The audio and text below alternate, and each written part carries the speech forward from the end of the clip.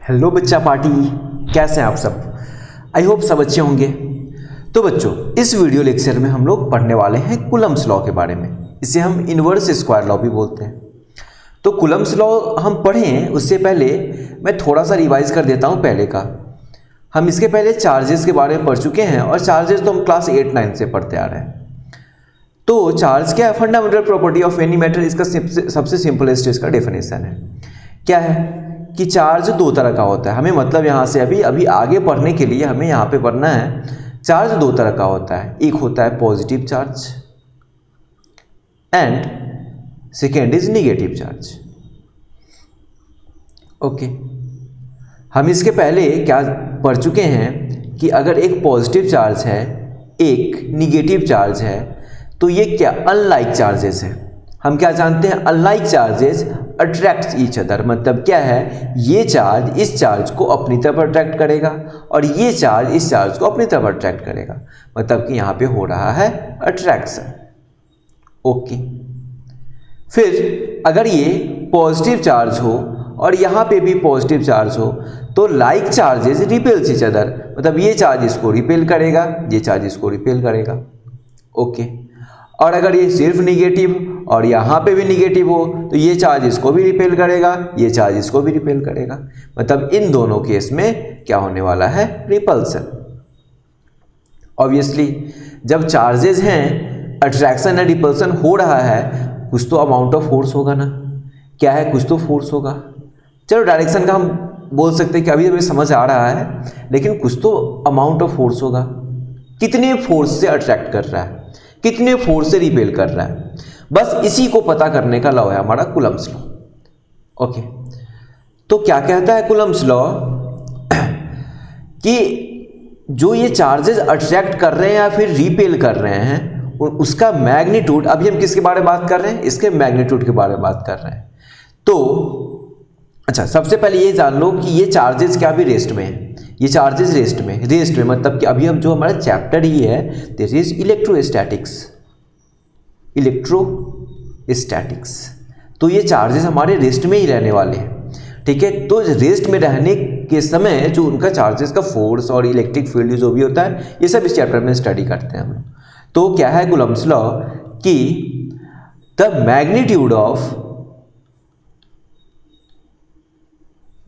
Magnitude, पहले statement लिख देता हूं मैं, फिर मैं इस पे एक्सप्लेन करता हूं। The magnitude of electrostatic force, ये इंपॉर्टेंट है। The magnitude of electrostatic force between 2 point charges, ध्यान रखना है इसका, 2 पॉइंट चार्जेस मतलब क्या है कि ये किसकी बात हो रही है? कूलम्ब ने क्या बताया? सिर्फ पॉइंट चार्जेस के बारे में बताया है। मतलब कि जो भी ये डेफिनेशन है, जो भी फॉर्मूला इससे हमारा डिराइव होगा, किसके लिए होगा? सिर्फ पॉइंट चार्जेस के लिए होने वाला है। The magnitude of electrostatic force between 2 point charges is directly proportional to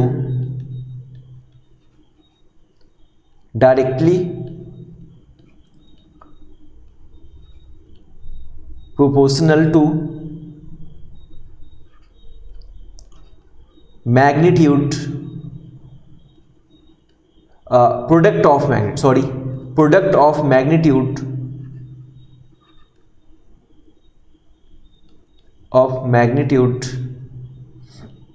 and inversely proportional to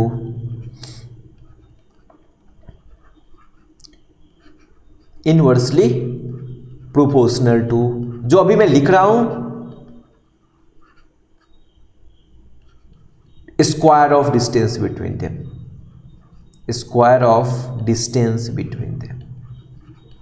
जो अभी मैं लिख रहा हूं सबको अभी मैथमेटिकल फॉर्म में बताना, बिटवीन देम। ओके, चलो ये तो स्टेटमेंट हो गया। हमें ही पता है स्टेटमेंट से ज़्यादा हमारा काम बनने वाला नहीं है, ये ज़्यादा काम का नहीं है अगर हम इसको प्रैक्टिकली समझे नहीं। तो चलो एक यहाँ पे चार्ज हम लेते हैं प्लस क्यू, मतलब कि सिंपल सा हम लेते हैं क्यू, सिंपल सा लेते हैं हम क्यू। ओके, एक चार्ज है हमारा क्यू चार्ज और इसको हम ले लेते हैं अभी Q1। ओके, ये क्या है, ऑब्वियसली पॉइंट चार्ज है, क्या बोला गया हमें, पॉइंट चार्ज है, Q1 is a point charge. Okay, यहाँ पे क्या है, ये Q2 also a point charge. इनके बीच का जो सेपरेशन है, this separation is R, means एक पॉइंट यहाँ पे चार्ज है, एक यहाँ पे है, इसको बोला गया Q1, इसको बोला गया Q2, इनके बीच का सेपरेशन। चलो इसको हम अच्छे से रिप्रेजेंट करते हैं, सिर्फ पॉइंट दिखाना है तो ओके, दिस पॉइंट इज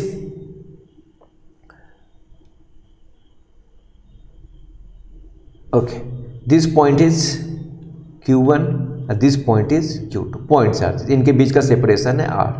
तो क्या कहता है, द मैग्नीट्यूड, अभी किसके बारे में बात हो रही है, अभी सिर्फ magnitude, force is a vector quantity, मतलब कि डायरेक्शन भी होना ही है।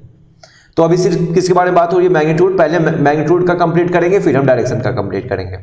तो क्या है कि the force is directly proportional to magnitude of product of magnitude, मतलब कि Q1 और Q2, प्रोडक्ट ऑफ मैग्नीट्यूड मतलब क्या, प्रोडक्ट ऑफ चार्जेस की, चार्जेस ऑफ किसके, मैग्नीट्यूड, क्या चार्ज, प्रोडक्ट ऑफ चार्ज, यहाँ पे Q1 Q2, और उनके बीच में सेपरेशन क्या है, R। तो force is directly proportional to 1/r²। ठीक है, तो यहाँ से हम क्या बोल सकते हैं, force is directly proportional to Q1 Q2/r²। अब प्रोपोर्शनलिटी को हटाएंगे तो हम क्या डालेंगे, a constant F equals to K Q1 Q2/r²। F is what, K Q1 Q2/r²। यहाँ पे K क्या है, K कांस्टेंट है, इसको हम क्या बोलेंगे, कूलम्स कांस्टेंट। क्या हमारा कूलम्स कांस्टेंट है ये। ओके, यहां से हम क्या देखें कि जो पॉइंट चार्जेस हैं, ये जो फोर्स है पॉइंट चार्जेस के मैग्नीट्यूड पर डिपेंड कर रहा है, पॉइंट चार्जेस के मैग्नीट्यूड मतलब कि उसके चार्ज पर डिपेंड कर रहा है, और इसके inversely proportional to square of distance between them. अभी क्या है कि ऐसा ही कुछ लॉ, बस थोड़ा सा चेंज था, यहाँ पे चार्ज के जगह पे मास था। हम कहाँ पढ़े थे, इलेक्ट्रोस्टैटिक्स में। देखो, ग्रेविटेशन और इलेक्ट्रोस्टैटिक में बहुत गहरा नाता रिश्ता है। हम क्या पढ़े थे, this is mass m1, this is mass m2, क्या है, इनके बीच में सेपरेशन है R। तो जो फोर्स था that was G m1 m2/r²। कौन सा force, force of attraction. Obviously इन दोनों के बीच में gravitational force is always attractive force. तो क्या फोर्स ऑफ अट्रैक्शन क्या था, G m1 m2/r²। ठीक है, यहाँ पे m1 m2 क्या है, प्रोडक्ट ऑफ मासेज हैं, और ये क्या है, r², इनके बीच का स्क्वायर है, डिस्टेंस का स्क्वायर है, और G क्या है, universal gravitational constant. But G का वैल्यू क्या था, हमेशा ही यूनिवर्सल, मतलब कि पूरे यूनिवर्स में हमेशा फिक्स रहेगा। Capital G is always fixed, always constant. क्या 6.6 × 10⁻11 न्यूटन मीटर स्क्वायर पर kg², जो इसका यूनिट था। ठीक है, ये हम कहाँ पढ़े थे, क्लास 11th में, थोड़ा याद आ रहा होगा। हाँ, तो ये क्लास 11th में हम पढ़े थे। अभी देखो जरा, क्या है कि जब चार्जेस आए यहाँ पे, तो अभी ये Q1 है और अभी ये Q2 है। हम कैपिटल Q1 कैपिटल Q2 कुछ भी बोल सकते हैं उससे। डिस्टेंस इनके बीच का R है, तो क्या था कि जो फोर्स होगा that is K Q1 Q2/r², और ये फोर्स किस पे डिपेंड कर रहा है, K पे, और ये कूलम्स कांस्टेंट है। अब कूलम्स कांस्टेंट क्या इसके जैसा होता है क्या, यूनिवर्सल कांस्टेंट? तो हमारा आंसर है नहीं। के हमेशा कांस्टेंट नहीं रहने वाला है। के का वैल्यू होता है के इज इक्वल्स टू 1/4πε। सिंपल सा 1/4πε। यहाँ पे एप्सिलॉन क्या है, एप्सिलॉन इज कॉल्ड परमिटिविटी।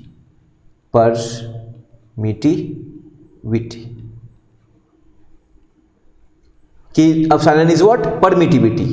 ठीक है, अब ये परमिटिविटी क्या है, ये हम आगे पढ़ने वाले हैं। इसका प्रैक्टिकल मीनिंग क्या, हम क्या पढ़ने वाले हैं, परमिटिविटी का प्रैक्टिकल मीनिंग हम आगे पढ़ेंगे। अभी बस हमें ये समझना है कि एक बस एक कांस्टेंट है जिसका यूज हम कूलम्ब फोर्स को कैलकुलेट करने में करते हैं। ठीक है, अब जरा ये समझो कि थोड़ा सा मैं प्रैक्टिकली बता देता हूं कि ये होता क्या है। प्रैक्टिकली अभी के लिए थोड़ा सा, ज्यादा नहीं, थोड़ा सा बता रहा हूं। एक ये कंडक्टर है, क्या ये कंडक्टर है। कंडक्टर को कहाँ रखा गया, इलेक्ट्रिक फील्ड में। ऐसा इलेक्ट्रिक फील्ड ऑलरेडी बना हुआ है, मतलब कि यहाँ से ऐसे इलेक्ट्रिक फील्ड जा रहा है, इलेक्ट्रिक फील्ड जा रहा है, उसके बीच में कंडक्टर को मैं एक कंडक्टर को डाल दिया, तो क्या होता है ना, ये कंडक्टर के अंदर में एक इलेक्ट्रिक फील्ड, ऐसा समझो कि एक इलेक्ट्रिक फील्ड जनरेट होता है और ये इलेक्ट्रिक फील्ड इसके फील्ड को रिड्यूस करता है। क्या है, ये इलेक्ट्रिक फील्ड इसके फील्ड को, जो एक्सटर्नल फील्ड है उसको रिड्यूस करता है। तो है क्या ये जो ऑब्जेक्ट है अपने फील्ड को परमिट करता है इसके फील्ड को कम करने में। बस यही होता है प्रैक्टिकली परमिटिविटी। ये कैसे होता है, क्यों होता है, ये हम पढ़ेंगे कहां पे, आगे। हम लोगों को इतना समझ में आता है, देखो मैं ये इसलिए बता रहा ना कि परमिटिविटी, बताओ समझते कुछ परमिशन है, लेकिन हाँ परमिशन तो है, लेकिन ये कोई भी कंडक्टर अपने फील्ड को परमिट करता है दूसरे जो एक्सटर्नल फील्ड है उसको कम करने में, ठीक है। तो ये परमिशन ही है, लेकिन जो हमारा कॉन्सेप्ट होता है ना कि हाँ ऐसे बोलता है कि ये परमिशन देगा कि चलो भाई जाओ जाओ जाओ जाओ, ये परमिशन नहीं है। ये बोलता है कि तुम इधर से जा रहे हो तो टोल टैक्स दे के जाओ, मतलब रुको, कुछ कम करो, अपना धन, अपना जो अमाउंट है उतना कम करो, तो ये हमारा परमिशन, ठीक है। तो ये परमिटिविटी है। अब देखो जरा, परमिटिविटी का वैल्यू किस पे डिपेंड करता है, डिपेंड्स अपॉन मीडियम, किस पे, डिपेंड्स अपॉन मीडियम, मीडियम पे डिपेंड करता है ये, ओके। अब ये मीडियम पे डिपेंड करता है, मतलब हर एक मीडियम के लिए अलग अलग वैल्यू होने वाला है परमिटिविटी का, ओके। तो हम लोग नॉर्मली अभी के लिए क्या सबसे पहले पढ़ेंगे हम लोग वैक्यूम का, वैक्यूम का पढ़ेंगे। वैक्यूम मतलब क्या है कि एक चार्ज है Q1, दूसरा चार्ज है Q2 और इनके बीच का डिस्टेंस है R, लेकिन क्या है कि ये दोनों चार्जेस कहाँ पे हैं, वैक्यूम में है, ऑलरेडी ये वैक्यूम में रखे हुए हैं। तो इस समय ये चार्ज का वैल्यू तो बदलेगा नहीं, जैसे मास नहीं बदलेगा वैसे चार्ज भी नहीं बदलेगा, और मास वेलोसिटी से बदलता है लेकिन चार्ज इज इनवेरिएंट, हम इसके पहले पढ़ चुके हैं प्रॉपर्टीज ऑफ चार्जेस में, चार्ज इज इनवेरिएंट, चार्ज तो बदलेगा नहीं, ठीक है। वैक्यूम है चाहे कहीं भी हो, उनके बीच का डिस्टेंस नहीं बदलेगा, ठीक है। बट यहाँ पे जो k का वैल्यू है वो बदल जाएगा, और वैक्यूम के लिए हम k का वैल्यू क्या लिखेंगे, वो यहाँ पे जैसे यहाँ पे k का वैल्यू क्या लिखे थे 1/4 पाई एप्सिलॉन, लेकिन वैक्यूम के केस में लिख देंगे 1/4 pi epsilon naught, epsilon not. जब भी वैक्यूम को रिप्रेजेंट कर रहे हैं तो क्या लिखेंगे 1/4 पाई एप्सिलॉन नॉट, मतलब कि permittivity in vacuum is epsilon not. तो यहां से जो हमारा फोर्स आ गया, this force is what, K Q1 Q2 upon R square.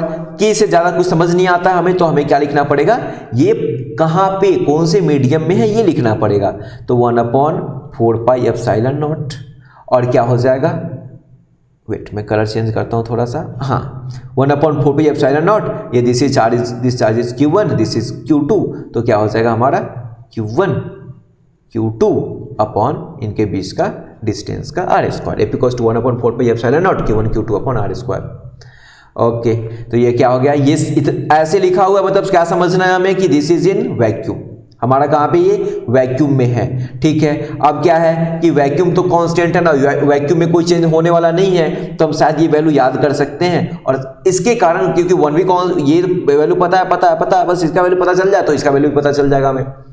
अगर हमें फिर हमें चार्ज पता रहेगा तो हम आराम से वैल्यूज भी फाइंड कर सकते हैं फोर्स का। तो देखो जरा मैं इसका वैल्यू बताता हूं अभी, इससे हम ये भी फाइंड कर लेंगे और ये फाइंड कर लेंगे, तो फिर हम फोर्स भी फाइंड कर लेंगे, ठीक है। तो देखो यहां से फॉर वैक्यूम मतलब कि एप्सिलॉन नॉट लिखा है, बस समझ जाओ कि परमिटिविटी इन वैक्यूम, इसका वैल्यू होता है 8.85 इंटू 10⁻⁻12, कुछ यूनिट होता है, अभी मैं अभी यूनिट बताने वाला हूं इसका, ओके। अब यहां से क्या जानते हैं, 1/4 पाई एप्सिलॉन नॉट, किसकी बात हो रही है, वैक्यूम की बात हो रही है। तो हम जब वैल्यू पुट करेंगे 1/4 पाई इंटू दिस मच, तो ये वैल्यू आएगा हमारा, कैलकुलेट करके तुम कैलकुलेट करके देखो 10⁻⁹, और इसके लिए भी हम लिखते हैं अभी यूनिट, ये भी हम यूनिट में, ठीक है। तो फॉर वैक्यूम हम लोग हमेशा के का वैल्यू क्या यूज करने वाले, 9 इंटू 10⁻⁹, और एप्सिलॉन नॉट का वैल्यू क्या यूज करेंगे, 8.85 10⁻⁻12। ये हमारा हो गया फोर्स का, मतलब अब यहां से फोर्स हम लिखेंगे तो क्या लिखेंगे, 1/4 pi epsilon naught Q1 Q2 upon R square. अब तो तुम बोलोगे कि सर मेरे पास सारा का सारा हथियार आ गया है। अब देखो यहाँ पे अगर Q1 Q2, अब दो सर डिस्टेंस दो, मैं फोर्स फाइंड करके दिखाता हूँ मैं। तो देखो ज़रा क्या है कि तुम बोले और मैं दिया, this is 1 coulomb, this is 1 coulomb, और क्या है इनके बीच का डिस्टेंस है, चलो 1 मीटर मान लेता हूँ मैं, 1 मीटर। चलो इसका वैल्यू हमें पता है 1/4 पाई एप्सिलॉन नॉट इज के का वैल्यू पता है 9 × 10⁹। अभी मैं यूनिट के बारे में बात नहीं कर रहा हूं, अभी बताने वाला यूनिट में, ठीक है। तो फोर्स इज व्हाट, के Q1 Q2 upon R square, के Q1 Q2 upon R square. तो के का वैल्यू चलो तुम कैलकुलेट करोगे, इससे पहले मैं ही कर देता हूं। देखो जरा 9 × 10⁹, Q1 का वैल्यू 1, Q2 का वैल्यू 1, और आर स्क्वायर इज 1 का स्क्वायर। तो क्या हो जाएगा 9 × 10⁹ न्यूटन। फोर्स का यूनिट, फोर्स चाहे कहीं भी हो, चार्ज में हो, मास में हो, अभी करंट का फ्लो होगा तो मैग्नेटिज्म आएगा, उससे मैग्नेटिक इफेक्ट होता है, जो हम लोग क्लास 10th में पढ़ चुके हैं। जो करंट फ्लो हो रहा है तो मैग्नेटिक इफेक्ट क्रिएट करता है, ओस्टेड लॉ पढ़ चुके हैं हम लोग क्लास 10th में। तो वहाँ भी जो मैग्नेटिक फोर्स होगा दैट विल बी न्यूटन, मतलब फोर्स कहीं भी हो न्यूटन में होगा, ठीक है। तो हमारा फोर्स का वैल्यू क्या है 9 × 10⁹ न्यूटन। अब सोचो जरा, ये बहुत बड़ा फोर्स है क्या, 9 × 10⁹ न्यूटन, बहुत बड़ा फोर्स है ये। तो क्या है कि जो हमें इससे मतलब क्या समझ आ रहा है, दिस 1 कूलम्ब डिस्टेंस तो 1 मीटर ही है, मतलब कि बड़ा कौन वैल्यू है, ये वैल्यू है। और ये अगर ज़्यादा होता तो क्या हो जाता, ये अगर ज़्यादा होता तो डिनोमिनेटर ज़्यादा होता तो ये घट नहीं जाता, मतलब कि डिस्टेंस को हम फिक्स्ड रखें, डिस्टेंस की बात ना करें हम, अगर हम चार्जेस पे ध्यान दें तो this 1 coulomb is very large charge. क्या है 1 coulomb is large charge, 1 coulomb is large charge, ठीक है। तो इक्वेशन करने से क्या समझ में आया कि अगर 1 कूलम्ब चार्ज हो तो जो फोर्स होगा ऑब्वियसली क्या होने वाला है, अभी रिपल्सन डायरेक्शन की बात नहीं कर रहा हूं मैं। 1 कूलम्ब चार्ज है, पॉजिटिव है तो रिपल्सन ही होगा, लेकिन डायरेक्शन हम थोड़ी देर में बात करेंगे, ठीक है। तो 1 कूलम्ब इज लार्ज चार्ज। तो यूजुअली जो चार्जेस मिलने वाले हमें माइक्रो कूलम्ब में मिलेंगे, जैसे कि 1 माइक्रो कूलम्ब है, 1 माइक्रो कूलम्ब क्या हो गया 10⁻⁻6 कूलम्ब। क्या यूजुअली जो चार्जेस मिलेंगे हमें माइक्रो कूलम्ब, नैनो कूलम्ब ऐसा आता है, मतलब ज़्यादातर ये आता है, फिर नैनो कूलम्ब भी आता है। नैनो कूलम्ब ये कम आता है, 10⁻⁹ कूलम्ब, मिली कूलम्ब भी होता है। तो लेकिन ज़्यादातर यही माइक्रो कूलम्ब ज़्यादातर यूज तुम्हें मिलेगा करने में, ओके। तो ये था हमारा मैग्नीट्यूड ऑफ फोर्स, लेकिन कहाँ पे, ये वैक्यूम में, ये हमारा वैक्यूम है, ओके। अभी देख लेते हैं हम इसका पहले यूनिट, और फिर हम मीडियम का इफेक्ट भी पढ़ेंगे, और फिर क्या हम देखेंगे कि इसका डायरेक्शन क्या होता है। तो चलो, तो सबसे पहले हम क्या देख लेते हैं, इसका यूनिट। तो देखो जरा यहां से, वेट, फोर्स का क्या आया है, force equals to K Q1 Q2 upon R square. Force का यूनिट क्या होता है, के का यूनिट हमें फाइंड करना है, तो फोर्स का यूनिट के है, एन है, के Q1 का वैल्यू, Q1 का यूनिट देखो जरा, I equals to Q upon T. तो I T equals to Q, तो क्या हो जाएगा, this is I T, this is weight, dimension नहीं फाइंड कर रहे हैं हम, रुको ज़रा, थोड़ा सा रुको, डायमेंशन नहीं फाइंड कर रहे हैं हम। चलो अभी हम इसको मिटाते हैं, चार्ज का यूनिट लिखते हैं, गलती होते होते बचा।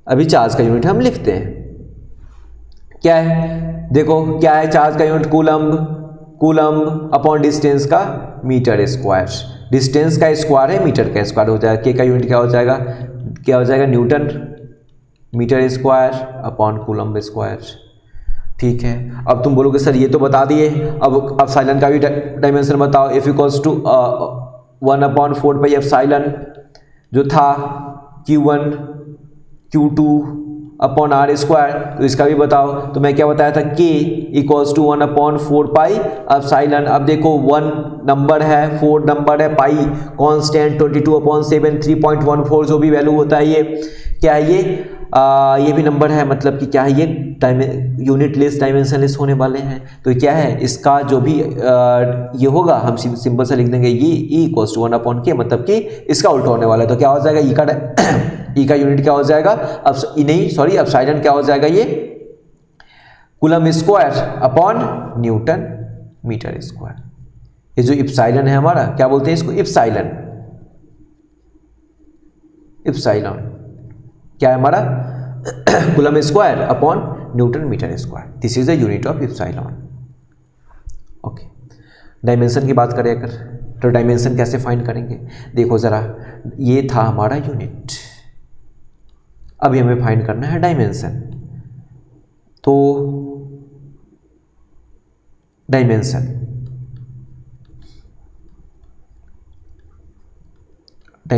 तो क्या है, हमें के का डायमेंशन पहले फाइंड करना है, तो फोर्स का डायमेंशन, चलो वेट, हमें डायमेंशन लिखना है, तो क्या है, हमें के का डायमेंशन फाइंड करना है, तो हम क्या करेंगे, बाकी सबका डायमेंशन लिखेंगे और के को हम क्या करेंगे, डब्बे में डालेंगे, मतलब कि ब्रैकेट में डालेंगे।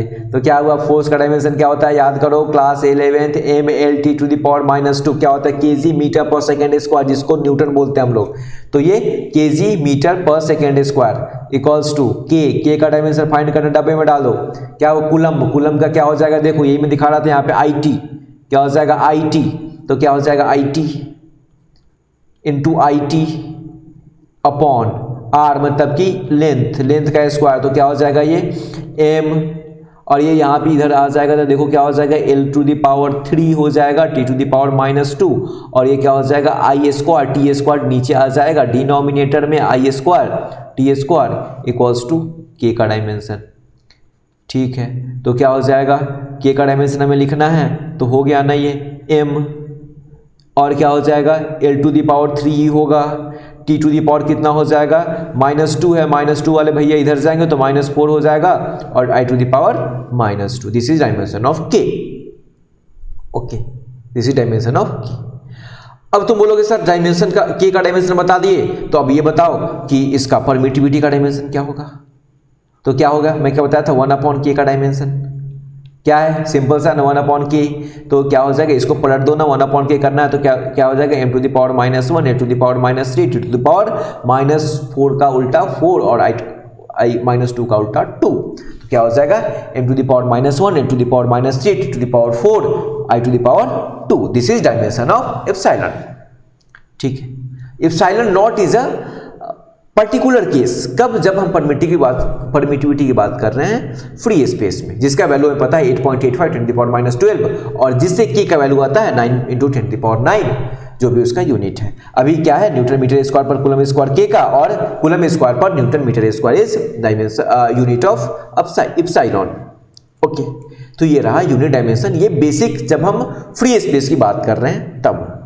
ओके, अब अगर मीडियम का केस आ गया तो क्या करेंगे, देखो, अगर मीडियम का केस आया तो क्या करेंगे। अब जैसे क्या है, ये एक चार्ज है, चलो अभी के लिए हम Q1 लेते हैं, और फिर ये चार्ज है हमारा Q2, इनके बीच का डिस्टेंस है R। अभी क्या है ना, इसको हम अपने बाथटब में डाल दिए। ओके, अब यहां से क्या हो जाएगा, फोर्स इक्वल्स टू 1/4 एप्सिलॉन, क्या, वाटर में ऑब्वियसली वाटर होने वाला है, ठीक है, वाटर ही होगा ये, वाटर, तो एप्सिलॉन वाटर लिखना पड़ेगा हमें। क्या हो जाएगा, Q1 Q2 अपॉन डिस्टेंस का स्क्वायर। अब देखो, ना ये बदला ना ये बदला ना ये बदला, बट ये बदल गया। इसके पहले हम वैक्यूम ले रहे थे, वैक्यूम क्या हो रहा था हमारा, ये 9 × 10⁹, लेकिन अभी बदल गया ये। अब हम इसका वैल्यू याद रखेंगे, फिर मेटल आ जाएगा, इसका रखेंगे, फिर बहुत सारा और मीडियम आएगा, उसका वैल्यू याद रखेंगे। पॉसिबल है क्या, इतना हमारे दिमाग का क्षमता है क्या, नहीं। तो इसके लिए हम एक तरीका लाते हैं, और उस तरीकों को बोलते हैं हम लोग क्या, रिलेटिव परमिटिविटी। क्या, रिलेटिव परमिटिविटी।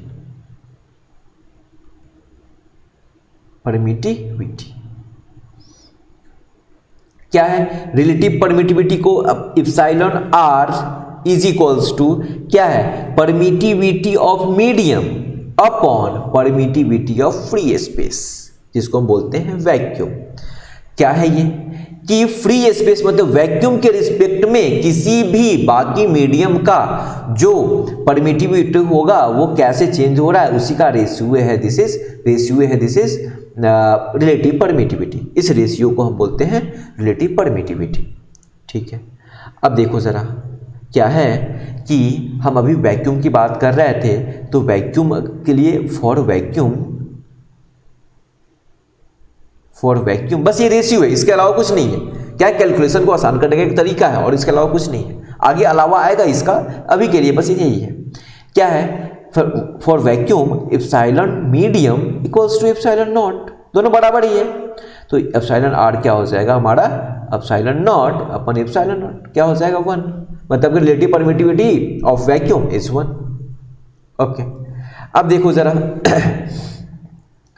देखो जरा यहां से क्या है कि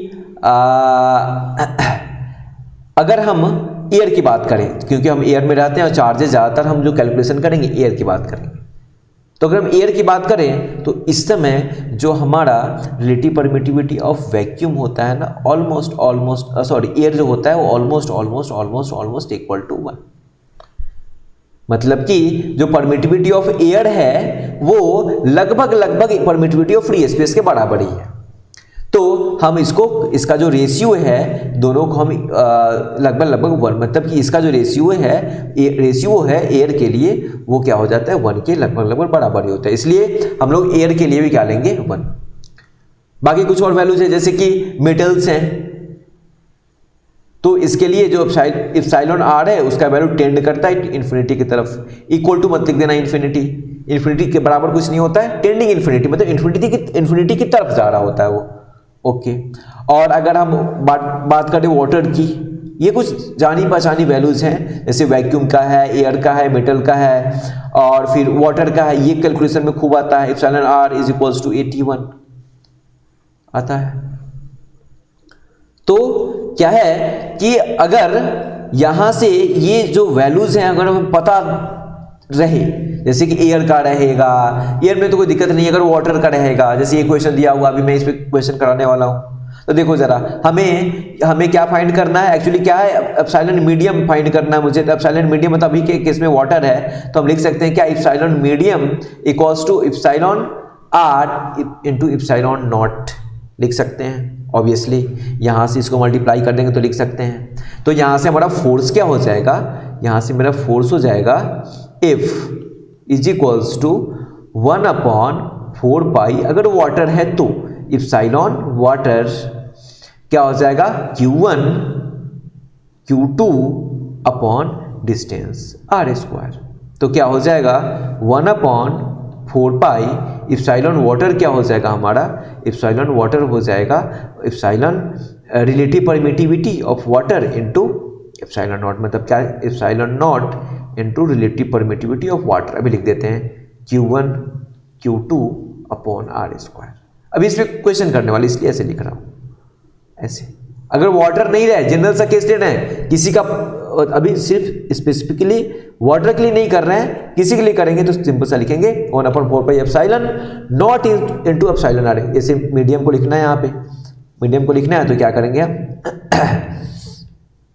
यहां से medium 1/4 pi epsilon medium Q1 Q2 upon r²। ये हो गया 1/4 pi epsilon naught epsilon R Q1 Q2 upon r²। ठीक है, सिंपल सा। अब क्या है, इसका वैल्यू हमें पता है, अगर ये वैल्यू पता चले तो फोर्सेस फाइंड करना बहुत आसान है। तो ये जो पहले वाला क्वेश्चन किए थे हम, ये वाला क्वेश्चन जो था हमारा ये 1 कूलम्ब वाला इसी को अगर फिर से करें हम तो क्या हो जाएगा, देखो जरा क्या है कि यहाँ पे 1 कूलम्ब चार्ज है और फिर यहाँ पे भी 1 कूलम्ब चार्ज है, उनके बीच का डिस्टेंस चलो 1 मीटर ही है फिर से, बट फिर तुम्हारे बाथटब में रख दिया गया, इसे फिर से तुम्हारे बाथटब में रखा गया।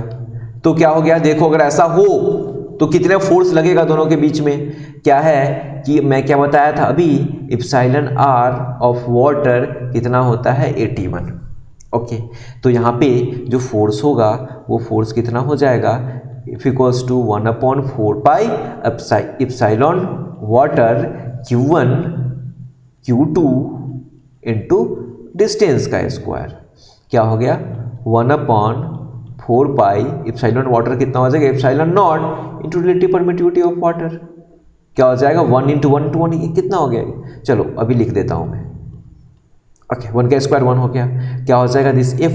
अब क्या हुआ, ये इसका वैल्यू कितना हुआ 9 × 10⁹ लिख दूँ क्या मैं 9 × 10⁹, क्या हो गया नीचे 81 और ये हो गया 1, तो क्या हो गया हमारा, यहाँ से डिवाइड करेंगे 9 हो जाएगा, क्या हो जाएगा 1 कितना हो गया, ढंग से डिवाइड करो 1/9 × 10⁹, फोर्स का यूनिट न्यूटन।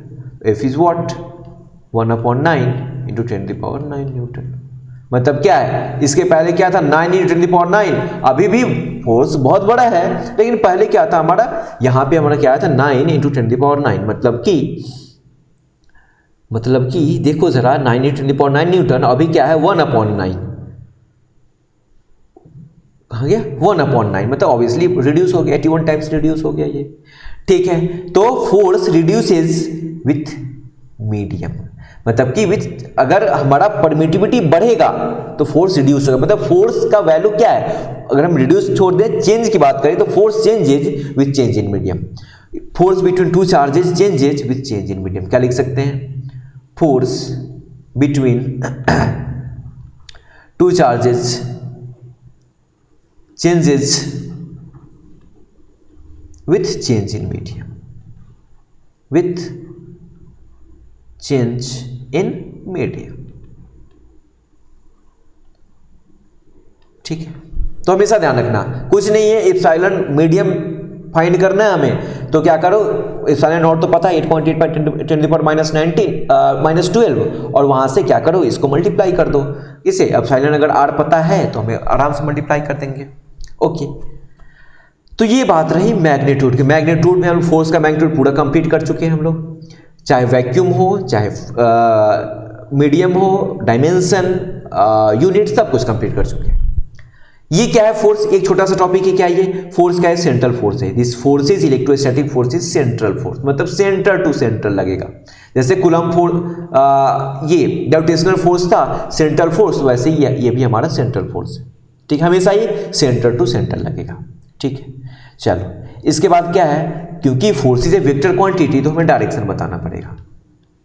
डायरेक्शन तो छोटे छोटे क्वेश्चंस को करने के लिए, जैसे दो चार्जेस हैं तो उसको करने के लिए क्या है, एक चार्ज यहाँ पे Q1 है, यहाँ पे प्लस यहाँ पे Q2 है। अगर क्या ये चार्ज इसको क्या रिपेल करेगा तो फोर्स का डायरेक्शन इधर हो जाएगा, ये चार्ज इसको फोर्स का डायरेक्शन इधर हो जाएगा। हाँ क्या हो जाएगा, Q1 है यहाँ पे माइनस, ये चार्ज इसको अपनी तरफ अट्रैक्ट करेगा, ये चार्ज इसको अपनी तरफ अट्रैक्ट करेगा। हाँ खत्म, दो चार्जेस हैं। तो force is a vector quantity, हमेशा दो चार्जेस ही रहेंगे क्या, नहीं, दो से ज्यादा भी हो सकते हैं। तो वेक्टर फॉर्म में फोर्स को क्या लिखते हैं हम लोग, समझो जरा वेक्टर फॉर्म में तो क्या हो जाएगा, this is charge Q1, this is charge Q2। क्या होगा, यहां से ये चार्ज इस पे फोर्स लगाएगा, चलो इसको हम बोल देते हैं force on charge 2 by charge 1, और ये चार्ज क्या है, ये फोर्स क्या है, फोर्स ऑन चार्ज 1/2।